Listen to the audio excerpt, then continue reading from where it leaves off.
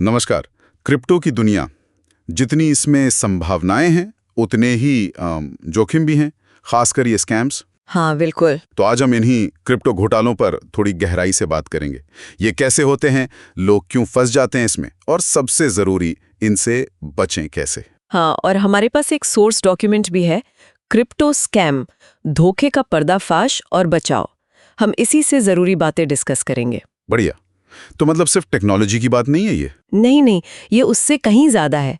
Scammers असल में इंसानी मनोविज्ञान का इस्तेमाल करते हैं, जैसे लालच, डर, भरोसा। अच्छा। हाँ, और देखो, रेगुलेशन की कमी है, क्रिप्टो थोड़ा गुमनाम सा रहता है, और वो जो फोमो होता है ना। हाँ, फियर ऑफ मिसिंग आउट, मौका चूकने का डर। बिल्कुल, कि कहीं हम पीछे ना रह जाए।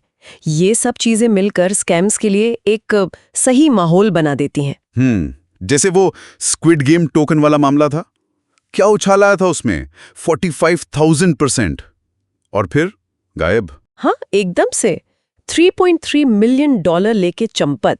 दिखाता है कि कैसे हाइप और जल्दबाजी का फायदा उठाया जाता है। तो चलिए सबसे आम तरीकों में से एक से शुरू करते हैं, पोजी स्कीम। हाँ, क्रिप्टो में ये कैसे काम करती है? Ponzi scheme. हाँ, इसका फंडा तो वही पुराना है, मतलब नए इन्वेस्टर के पैसे से पुरानों को रिटर्न देना। अच्छा। क्रिप्टो में बस इसे बड़े बड़े वादों के साथ पेश किया जाता है, जैसे रोज 2% कमाओ। असल में कोई ट्रेडिंग या निवेश होता नहीं, सिर्फ पैसे का हेरफेर। हाँ, बस पैसा घूमता रहता है। जब तक नए लोग आते रहते हैं तब तक चलता है। जैसे ही लोग आने बंद हुए, स्कीम ढह जाती है। और ये गारंटीड रिटर्न वाला दावा ही शायद सबसे बड़ा रेड फ्लैग है ना? हाँ बिल्कुल, क्योंकि किसी भी असली निवेश में ऐसी गारंटी नहीं होती। ऊंचे रिटर्न की गारंटी तो बिल्कुल नहीं। बिटकनेक्ट, वो इसका बड़ा उदाहरण था शायद। हाँ, बहुत बड़ा, 2 बिलियन से ज्यादा का स्कैम। उन्होंने कहा कि उनका कोई ऑटोमेटेड ट्रेडिंग बॉट है जो फिक्स्ड रिटर्न देगा। और लोगों ने भरोसा कर लिया, क्योंकि सुनने में बहुत फैंसी लगता था, जटिल तकनीक।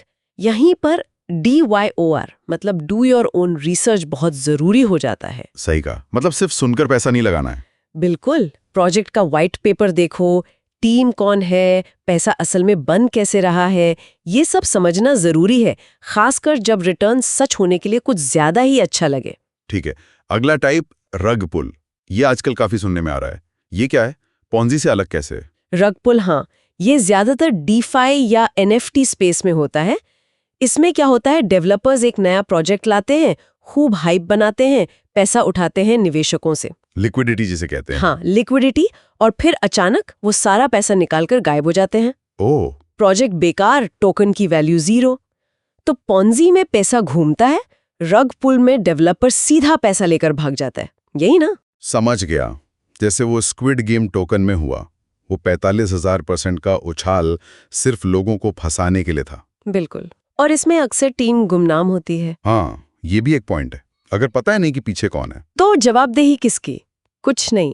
उन नकली या बहुत ही हल्के ऑडिट का भी सहारा लेते हैं कभी-कभी, भरोसा बनाने के लिए। तो यहाँ बचाव कैसे हो? टीम के बारे में पता करना। हाँ, टीम की पहचान, उनकी रेपुटेशन देखो। क्या उनके लिंक्डइन प्रोफाइल असली हैं? क्या उन्होंने पहले कुछ काम किया है? ये सब देखना चाहिए। सही है। अब एक और तरीका जो सुनकर ही बुरा लगता है, रोमांस स्कैम या पिग बुचरिंग। हाँ, ये बहुत ही खतरनाक है, क्योंकि इसमें सिर्फ पैसा नहीं जाता, भावनाएं भी जुड़ी होती हैं। कैसे काम करता है ये? स्कैमर पहले ऑनलाइन, शायद डेटिंग ऐप पर या सोशल मीडिया पर, आपसे दोस्ती करता है या प्यार का नाटक करता है। अच्छा, महीनों तक? हाँ, महीनों तक भरोसा बनाता है। फिर धीरे धीरे क्रिप्टो निवेश की बातें शुरू करता है, किसी नकली प्लेटफॉर्म पर निवेश करने को कहता है। और पीड़ित को लगता है कि वो अपने किसी भरोसेमंद दोस्त या साथी की सलाह मान रहा है। बिल्कुल, और वो अपनी सारी सेविंग्स लगा देता है। वो अमेरिका वाली महिला का केस, टिंडर पर मिले आदमी के चक्कर में 1.6 मिलियन डॉलर्स गंवा दिए। बहुत दुखद है ये। सोचकर भी डर लगता है। तो यहाँ क्या सलाह होगी? ऑनलाइन मिले किसी की फाइनेंशियल सलाह पर शक करना, खासकर क्रिप्टो पर? निश्चित रूप से अपने इमोशनल रिश्तों और फाइनेंशियल फैसलों को बिल्कुल अलग रखें। अगर कोई ऑनलाइन मिला नया दोस्त या पार्टनर आपको किसी फटाफट अमीर बनाने वाली क्रिप्टो स्कीम में पैसा डालने को कह रहा है, तो वो बहुत बड़ा रेड फ्लैग है। हाँ, बहुत बड़ा। किसी भी निवेश सलाह को हमेशा खुद वेरीफाई करें और किसी अनजान प्लेटफॉर्म पर पैसा न लगाएं। और सबसे जरूरी, अपनी प्राइवेट की या सीड फ्रेज, हाँ, वो तो वॉलेट की चाबी है एक तरह से। वो कभी किसी के साथ शेयर ना करें, किसी के साथ भी नहीं। तो संक्षेप में देखें तो चाहे पोंजी हो, रग पुल हो या ये पिग बुचरिंग, पैटर्न काफी मिलता जुलता है। हाँ, पैटर्न साफ है। अवास्तविक वादे, जल्दी करने का दबाव, जानकारी की कमी का फायदा उठाना, और इमोशनल मैनिपुलेशन, नकली एक्सचेंज ऐप, फिशिंग लिंक्स, ये सब भी इसी का हिस्सा है। तो बचाव के तरीके भी लगभग वही हैं। हाँ, बचाव के मूल सिद्धांत वही है।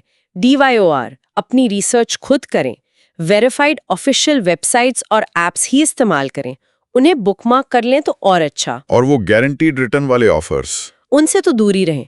अगर कोई चीज सच होने के लिए बहुत ज्यादा अच्छी लग रही है तो वो शायद सच नहीं है। और जल्दबाजी में या इमोशनल होकर फैसला ना लें। स्कैमर यही तो चाहते हैं कि आप सोचें नहीं, बस पैसा लगा दे। तो कुल मिलाकर क्रिप्टो स्कैम भले ही नई टेक्नोलॉजी का इस्तेमाल करते हों, पर उनके पीछे की कहानी वही पुरानी है। लालच, डर, भरोसा। एकदम सही। टेक्नोलॉजी भली जटिल लगे, पर स्कैम का मनोविज्ञान अक्सर बहुत सीधा होता है। सतर्क रहना, सवाल पूछना और जानकारी रखना ही सबसे बड़ा बचाव है। हाँ, किसी भी निवेश से पहले अच्छी तरह जांच पड़ताल बहुत जरूरी है। अनिवार्य है। और जाते जाते श्रोताओं के लिए एक सवाल छोड़ जाते हैं। क्रिप्टो की गुमनामी और डिसेंट्रलाइजेशन, जहां इसके फायदे हैं, वहीं ये स्कैमर्स के लिए भी मददगार साबित होते हैं। तो भविष्य में टेक्नोलॉजी, प्राइवेसी और सिक्योरिटी के बीच सही संतुलन कैसे बन सकता है, इस पर सोचना जरूरी।